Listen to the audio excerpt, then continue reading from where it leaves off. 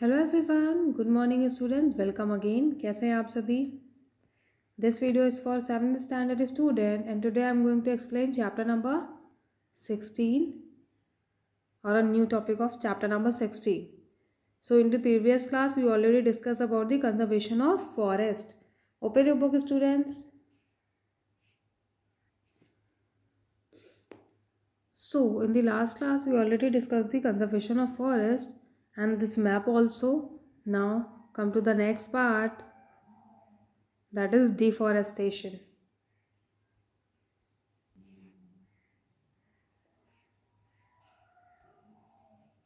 Like human beings exploit this wealth of forest so brutally that the number of forest is constantly reducing.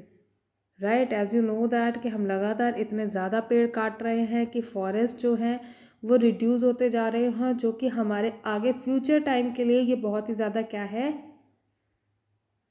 Harmful है। ठीक है, ये situation बहुत ही ज़्यादा हार्म करेगी अगर ऐसे ही हम कंटिन्यू फॉरेस्ट काटते गए, क्योंकि बहुत पुराना ट्री कट करके कुछ नया प्लांट लगाना, और नया प्लांट तो फुल्ली ग्रोथ करने में इट टेक्स 3 to 4 ईयर और more than that.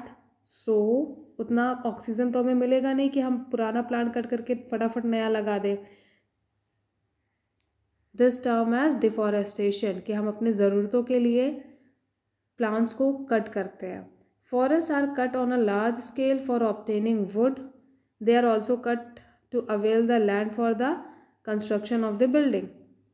This is called deforestation. तो यहाँ से डिफॉरेस्टेशन का टर्म तो मुझे लगता है आप लोग को समझ में आ गया है, बट अकॉर्डिंग टू मी हमें ऐसा नहीं करना चाहिए, क्योंकि अगर हम कंटिन्यूसली कोई बिल्डिंग या घर बनाने के लिए पेड़ों को कट करेंगे तो इनडायरेक्टली वो हमें ही हार्म करेगा। ठीक है, ऑक्सीजन लेवल कम होगा और लोग बीमार हो जाएंगे।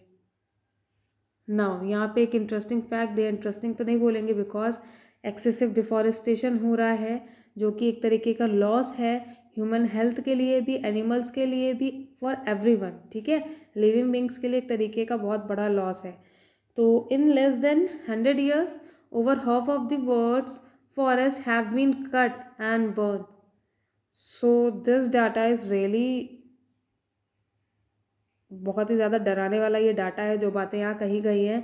100 साल में, पिछले 100 साल में आज तक आधे से ज़्यादा फॉरेस्ट काट दिए गए हैं। Over 5 crore acre of tropical rainforest are being destroyed every year. So this is really a negative response towards the environment, और ये सारी चीज़ें ह्यूमन बीइंग कर रहे हैं। इवन जब से हमने बुक में पढ़ना शुरू किया है कि हमें पेड़ को नहीं काटना है, मुझे लगता है तब से ज़्यादा ही पेड़ काटे जा रहे हैं। ठीक है, क्योंकि 100 साल पहले उतना ज़्यादा लोग एक्टिव नहीं थे, उतनी ज़्यादा पढ़ाई नहीं करते थे, लेकिन आज के टाइम पे लोग बहुत ज़्यादा पढ़ाई कर रहे हो। सबको पता है, एवरीवन नोज कि plants are important, right, but they cut the plant.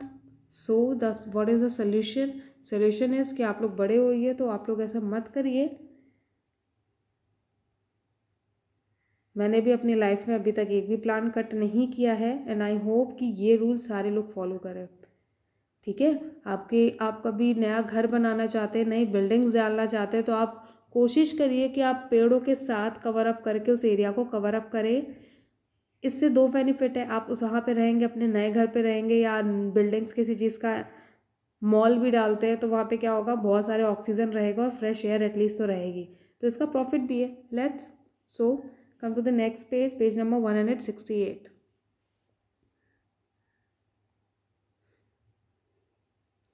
Now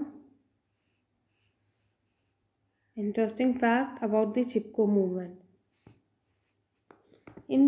The famous Chipko movement was started in 1974 as the tree saving movement. So as you see in the image, there are the peoples who stand. So यहाँ पे जो लोग आप लोग को दिख रहे हैं, ये पेड़ों के आसपास खड़े होते थे। कब होते थे? जब लोग या किसी बड़े ऑफिशियल लेवल पे पेड़ों की कटाई करने के लिए ऑर्डर्स दिए जाते थे। तो इस मूवमेंट को हम चिपको मूवमेंट कहते हैं, जहाँ पे ये लोग क्या करते थे, पेड़ों से अटैच होके खड़े हो जाते थे, जिससे कोई भी पेड़ कट ना कर सके। तो इसको नाम दिया गया इस मूवमेंट को चिपको मूवमेंट, जिसमें इन्होंने ट्री सेविंग मूवमेंट को स्टार्ट किया जिससे पेड़ ना काटा जा सके। The movement was started by Sunderlal Bahuguna in Uttarakhand. Uttarakhand में इनके द्वारा ये स्टार्ट किया गया था, ठीक है। बट ये बहुत ज़्यादा फॉलो नहीं हुआ, इन्होंने स्टार्ट तो किया पूरी मेहनत के साथ, बट आज भी लोग क्या कर रहे हैं, ट्रीज कट कर रहे हैं। और इस तरीके से कोई भी आज आगे नहीं आता है इनकी तरीके जो पेड़ों को कटने से बचा सके। So this is the minus point, क्योंकि अगर कोई ज़मीन खरीदता है, कोई प्रॉपर्टी लेता है, तो ही अंडरस्टैंड्स कि वो प्रॉपर्टी उसी की हो गई है और पूरा का पूरा पेड़ कट कर देता है। That is a negative response towards the environment. और ये अच्छे खासे पढ़े लिखे लोग कर रहे हैं, ऐसा नहीं है कि ये गांव के लोग कर रहे हैं, ठीक है। तो गांव के लोग तो मुझे लगता है ऐसे होते हैं जो सेव करते हैं और ट्री को बचाने में विश्वास रखते हैं, लेकिन ये चीज़ हो रही है और सिटी साइड में तो ज़्यादा ही हो रही है। नाउ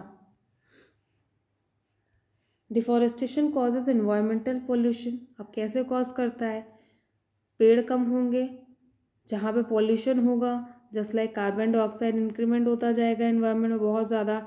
एज यू नो कि आज के टाइम पे मोटर व्हीकल बहुत ज़्यादा यूज़ हो रहा है, तो पॉल्यूशन बहुत ज़्यादा हो रहा है। ट्रीज़ क्या करते हैं, कार्बन डाइऑक्साइड ऑब्जर्व करते हैं, राइट, और उसको ऑक्सीजन में कन्वर्ट कर देते हैं bye the process of photosynthesis. But अगर ट्रीज़ नहीं होंगे तो ये नहीं हो पाएगा और पॉल्यूशन हमारे एनवायरनमेंट में बढ़ता जाएगा। Pollution and global warming. We need to conserve our forest if we want to save our planet. Here are some steps that we can take to protect our forest. ठीक है, तो यहाँ पे कुछ स्टेप्स दिए हुए हैं फॉर प्रोटेक्ट आवर फॉरेस्ट। लेकिन आई नोटिस कि जितने लोग बहुत ज़्यादा पढ़े लिखे लोग हैं वो सेम यही काम कर रहे हैं फॉरेस्ट को कट करने का। Now the thing is afforestation. Afforestation means, as you know, planting more trees or planting trees is known as afforestation. तो अगर if we decided, if everyone decided कि हम अपनी लाइफ में एक पेड़ लगाएंगे, ऐसा नहीं है कि आप हर साल पेड़ लगाइए और बस छोड़ते जाइए। हमें क्या करना है, हमें एक सिंगल पेड़ लगाना है और क्या करना है, उस पेड़ को देखना भी है कि क्या वो फुली ग्रो किया है कि नहीं, या उस पेड़ को, एक पेड़ को हमें टारगेट कितना करना है, सिर्फ ओनली अ सिंगल ट्री, और उसे क्या करना है, फुल्ली ग्रो करना है। ठीक है, हमारा टारगेट सिर्फ एक सिंगल ट्री होना चाहिए और टारगेट क्या होना चाहिए, नेक्स्ट टारगेट कि हम उसे क्या करें, अपनी लाइफ टाइम में फुल्ली ग्रो कर पाए। ठीक है, इससे क्या होगा, अगर एक पेड़ भी हम कंप्लीटली ग्रो कर देते हैं अपनी पूरी लाइफ में, तो एटलीस्ट हमारे पास एक हेल्दी ट्री होगा और ऑक्सीजन भी ज़्यादा होगा, क्योंकि एक नन्हा सा पेड़ कितना ही ऑक्सीजन देगा। और जब हम बहुत ज़्यादा पेड़ लगा देते हैं और बहुत दिनों तक केयर नहीं करते तो वो पेड़ क्या होता है, ख़राब हो जाता है। ठीक है, तो पेड़ लगाने के बाद हमें उसकी केयर भी करनी है जब तक वो बड़ा ना हो जाए थोड़ा सा। Next point, protection from forest fire. Forest fire play a very crucial role in destroying long areas of forest, so we must take a step to prevent the spreading of the fire. तो हम कुछ ऐसे step ले सकते हैं जिससे fire ना हो। Now protection from overgrazing. Overgrazing by cattle should be checked regularly. Cattle eat only grass but also young and useful plants. Cattles क्या होते हैं, जब भी ये ग्रेजिंग के लिए जाते हैं ये ग्रास के साथ साथ क्या खा लेते हैं, प्लांट्स भी नए नए खा लेते हैं जो ग्रो कर रहे हैं। तो हमें चेकआउट करना चाहिए कि हम जहाँ पे ग्रेजिंग के लिए एनिमल्स को ले जा रहे हैं वहाँ वो सिर्फ ग्रास ही खाएं। ठीक है, now what is food chain. Food chain is a important part of our planet. ठीक है, a food chain describe how organisms get energy from eating other organism. The first link in the chain is the plant. Plant are producers. ठीक है, plant are called producers because they make their own food. The herbivores or the animal that eat plant are called primary consumers. ठीक है, तो यहाँ पे producer किसे कहा गया है, जो हमारा सिंपल प्लांट है that is called producer, and herbivores animal इसे यहाँ पे प्राइमरी कंज्यूमर कहा गया है, और कार्निवोरस को क्या कहा गया है, सेकेंडरी और टर्शरी कंज्यूमर. तो यहाँ पे सारे चीज़ों को एक कैटेगरी वाइज डिवाइड कर दिया गया. अब आपको पता ही है हार्बीवोरस क्या होते हैं, कार्निवोरस क्या होते हैं, एंड सो ऑन, ऐसे करके डिवीजन किया गया है. When all living things die they become the food for organism called decomposers. So as you know, अगर कोई चीज़, कोई छोटा मोटा कीड़ा मकोड़ा या आप लोग देखेंगे सड़क पे डॉग वगैरह अगर मर जाते हैं तो उनके आसपास कैसे छोटे छोटे से इंसेक्ट्स वगैरह आ जाते हैं, ठीक है, बैक्टीरिया उसके ऊपर आ जाता है, गंदी सी स्मेल आती है। सो वहाँ पे डिकम्पोजर्स होते हैं जो धीरे धीरे करके उस पूरी बॉडी को डिकम्पोज करते हैं। Example of decomposers are worm, bacteria and fungi, ठीक है। अगर आप एक और एग्जाम्पल समझ सकते हैं इससे, इफ़ हम अगर जंगल के साइड पे जाएंगे, वहाँ पे पुरानी पत्तियाँ होती हैं या पुराना वुड लॉग होता है जो जब गिर जाता है तो उसके ऊपर क्या होता है, फंजाई ग्रोथ कर जाता है, धीरे धीरे वो पूरी वुड को क्या करता है, डिकम्पोज कर देता है और mixes with that would is mixes with the soil, ठीक है। तो यहाँ पे एक जनरली फूड चेन का स्ट्रक्चर दिया हुआ है आपकी बुक में। तो यहाँ पे आप लोग देखेंगे हमारा प्रोड्यूसर कौन है, ग्रास है, ग्रास कह सकते हैं या ग्रीन ट्रीज लीव्स कह सकते हैं। यहाँ से वाटर भी एवोपरेट हो रहा है। फिर ये प्राइमरी कंज्यूमर है जो क्या करेगा, ग्रास हॉपर है, ग्रास पे डिपेंड होता है। नाउ ग्रास हॉपर को कौन खाएगा, फ्रॉग खाएगा। फ्रॉग को कौन खा लेगा, स्नेक खा लेगा जो कि टर्शरी कंज्यूमर के अंदर आता है, और फ्रॉग क्या है, सेकेंडरी कंज्यूमर। फिर स्नेक को कौन खा लेता है, हमारा final consumer that is hawk, ठीक है। नाउ इसके बाद अगर कभी हॉक की डेथ होती है आगे लाइफ में तो इसको डिकम्पोज करने के लिए इसके ऊपर कौन सी चीज़ें ग्रो करेंगी, ऑर्गेनिजम्स लाइक फंजाई, बैक्टीरिया, ठीक है, और इसे पूरी तरह से डिजॉल्व करके हमारे सॉइल में मिक्स कर देंगी, ठीक है। तो ये हो गया हमारा food chain. Food chain is the mean, हमारे लिए फूड चेन क्यों इम्पोर्टेंट है, मतलब कि अगर हमारे एनवायरनमेंट में कोई डेथ भी होती है या कोई चीज़ ख़राब हो रही है तो वो क्या होगी, ऐसे गंदी सी स्मेल नहीं फैलाएगी, वरना क्लीनिंग तो हमें ही करनी होती। अपने आप वहाँ पे फंजाई बैक्टीरिया ग्रो कर जाते हैं और पूरी की पूरी चीज़ों को क्या करते हैं, डिकम्पोज कर देते हैं, मतलब कि सॉइल के साथ छोटा छोटा फॉर्म में करके मिक्स कर देते हैं, और जो लोग उसको खा सकते हैं उसे डाइजेस्ट कर सकते हैं वो डाइजेस्ट कर लेते हैं। तो इससे क्या होता है, हमारा एनवायरनमेंट खुद ही अपने आप क्या होता है, क्लीन हो रहा है, ठीक है। तो ये एक फूड साइकिल है, फूड चेन है जो कि इम्पोर्टेंट है for our planet. The food chain shown above is a grassland food chain. तो ये जो फूड चेन यहाँ पे दिखाई गई है, इस फूड चेन को क्या कहते हैं हम, this food chain is called grass land food chain. Underline this part, this food chain is called grass land food chain. Now there exist several food chain in the ecosystem. Aquatic food chain is in water. Very simple food chain can be interconnected. तो हमारे अगर ecosystem की बात की जाए तो यहाँ पे बहुत अलग अलग तरह के फूड चेन है। अगर नॉर्मली हम एक्वेटिक की बात करें, पानी में, समुद्र में, वहाँ पे भी फूड चेन फॉलो होता है। लाइक बड़े शार्क्स जो होते हैं वो क्या करते हैं, छोटी छोटी फिशेस को खा लेते हैं, ठीक है। तो एक तरह से बैलेंस भी मेंटेन करता है और फूड चेन का सर्किल भी है। तो यहाँ पे एक फूड चेन आपकी फूड वेब शो की हुई है जहाँ पे प्लांट भी है, तो फिर छोटे एनिमल्स भी है, देन स्नेक भी है, there is a kite, lion. तो यहाँ पे सबसे ऊपर किसे रखा गया है, एक तरीके से लायन। और आप जब कम्प्लीटली जब आप हायर क्लासेस में जाएंगे तो आप इसे बहुत अच्छे से ये टॉपिक एक्सप्लेन वे में पढ़ने वाले हैं, ठीक है। Food web, a large number of interconnected food chain from a food web. Food chain get interlinked together because of one animal eat animals of the same level of other food chain, ठीक है। तो interconnected कैसे हो जाते हैं, just like कि अब यहाँ पे ट्रीज को किसने खाया, माउस ने खाया, माउस को स्नेक ने खा लिया और स्नेक को इसने खा लिया, ठीक है। या स्नेक को ये भी खा सकता है, फिर इसको ये भी खा सकता है। तो एक तरीके से ये स्नेक कहाँ, लायन के पास पहुँच गया।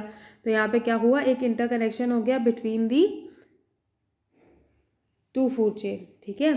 Food chain get interlinked together because one animal eat animals of the same level of the other food chain and also eaten up by the animal of the other food chain of the same level. For example, the leaves are eaten by the animal also beside goat, ठीक है। तो leaves कौन कौन खा लेता है, छोटे छोटे एनिमल्स भी खा लेते हैं, गोट बकरियां भी खा लेती हैं। Similarly the goat is eaten by the jackal beside the lion, ठीक है। So many interlink food chains form a food web. तो ऐसे करके जब इंटरलिंक होती हैं तो that is called as food web. So student, यहाँ पे आपका चैप्टर एंड हो गया है। यहाँ पे कीवर्ड्स दिए हुए हैं, तो यहाँ पे आपको नोट करने वाली बातें क्या हैं, आपको यहाँ से पता चल गया फूड वेब क्या होता है, ठीक है। सिंपली आपको जो याद रखना है वो ये याद रखना है कि फूड चेन में प्रोड्यूसर होता है, कंज्यूमर होता है, ठीक है। प्रोड्यूसर एक होता है, जस्ट लाइक हमने प्लांट को कैटेगराइज किया है प्रोड्यूसर के अंदर। फिर कंज्यूमर की बात करें तो यहाँ पे प्राइमरी कंज्यूमर है, सेकेंडरी है और टर्शरी कंज्यूमर है। तो ये डिपेंड करता है कि कैसे कैसे फूड चेन ग्रो कर रही है।